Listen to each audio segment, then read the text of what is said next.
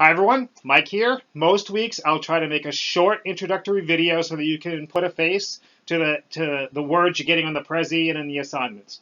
I find that it's helpful for the students if you feel like you can contact me if I'm an actual person, and I am.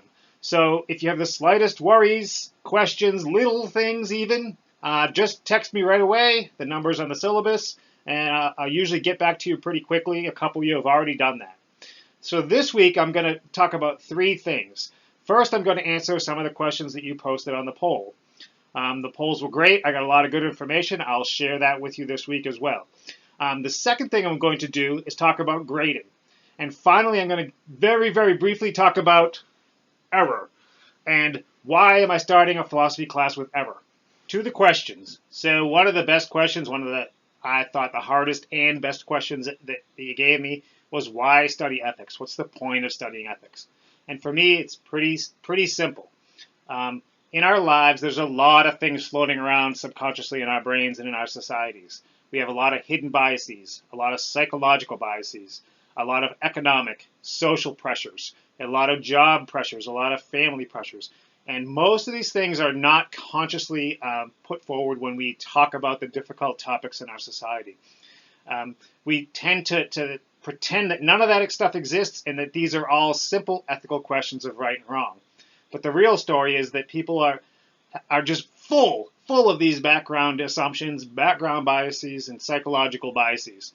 And so for me, the main purpose of ethics is to try to bring all this stuff closer to the surface so that we can make a more informed and more empathetic and evidence-based ethical decisions. And so to me, that's why you study ethics.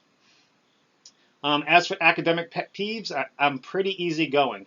As long as you're not trying to trick me with giant margins or giant spacing or giant fonts, I'm pretty easygoing. That doesn't mean you can just write whatever.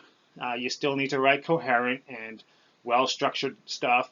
But just don't be freaking out over little things because I'm not going to freak out over them. If you go too far, don't worry, I'll let you know.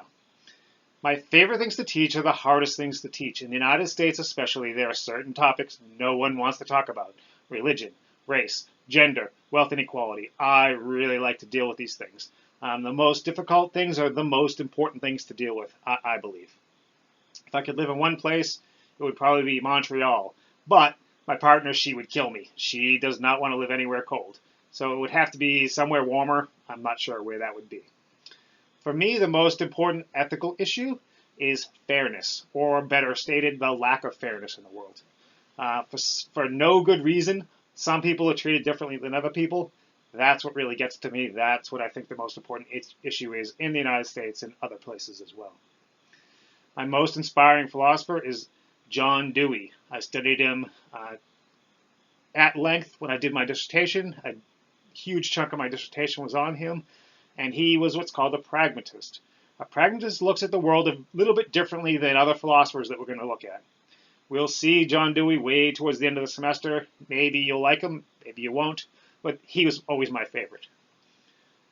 A couple of you are worried about work, school, family balance.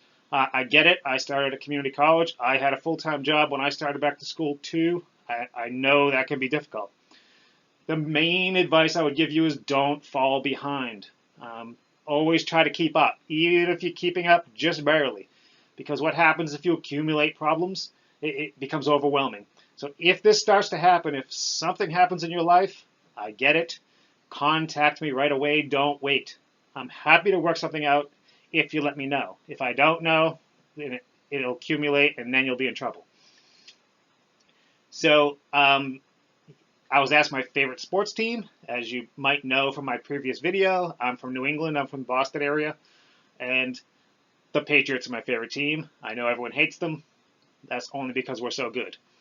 I made you tell me your three favorite words, your three philosophical words that you really felt described you. My three are a little bit over the top and corny, a little bit ridiculous even, but I really do believe them. And my three words are change the world. I left other things. I went back to school when I was older on purpose to go into philosophy, to do ethics, to do introduction to philosophy, to teach these classes, because I really think that learning to think more critically, to think better, to use evidence in our thinking, can change the world, and that's why I'm doing this. A few of you asked about grading. I did cover this in the syllabus. If you want a little more detail, go there. But let me just very quickly go over it again. So I generally have a model that looks something like this. So in the beginning, I'm here. So in the beginning, I'm going to be pretty precise. I'm going to give you very clear and obvious directions. In the beginning, I'm happy that you don't know what you're doing. I don't expect you to know anything about philosophy. That's my job, in the beginning at least. But over time, I'm going to be more and more vague. And what that means is I'm going to give you less and less direction. I'm going to be less precise. I'm going to be leaving way more of the thinking and way more of the decision making up to you. So the goal of the class is by the end, you are a relatively independent, ethical thinker. You know the content, you know how to apply the content, and you can do it on your own. That's the goal of the class. And so my grading works based on this model. So if you start here and you improve over time, I'm a happy guy. If, however, you tend to take a more flat trajectory, then I'm going to be a little bit harsher on the grading. So my grading is based largely on how I perceive you to be doing the work. I'm going to give you some difficult problems. I'm going to present you with problems it's unlikely you've thought about them in detail. I know they're hard. I know the answers are not easy. That's why I'm asking them. I want you to be up here. If it was easy, you could just take the class in 5 minutes and you wouldn't have to do anything. So the purpose of all this is for you to get to see that I'm trying to strain your brain. I'm trying to push you into uncomfortable directions. I'm trying to think about what's going on around us and make you a better decision maker and ideally, a better citizen of the world.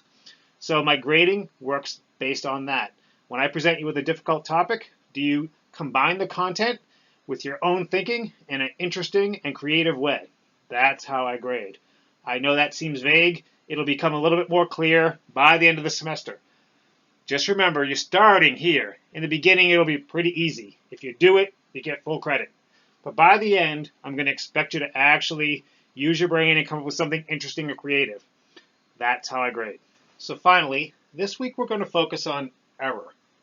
Now I know all throughout your academic careers, really your lives, everyone wants you to try to be perfect. They want you to get the highest grades. They want you to get the best jobs. But what I want you to do is to stop for a minute and realize how important error is in our society, especially the errors we're not usually aware of. As you'll see this week in the Prezi called The Quest for Certainty, which is all about this weird balance between certainty and error. There's a lot going on that most people aren't aware of.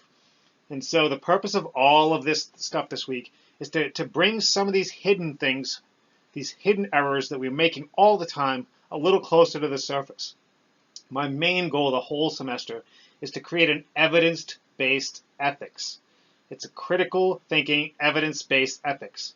But before we can do that, we really need to try to clear the tables and help ourselves see what's really going on, especially in our own little brains. So this week, we're looking at error. I know that's a weird place to start, but bear with it. Try it out. Let me know what you think in the comments.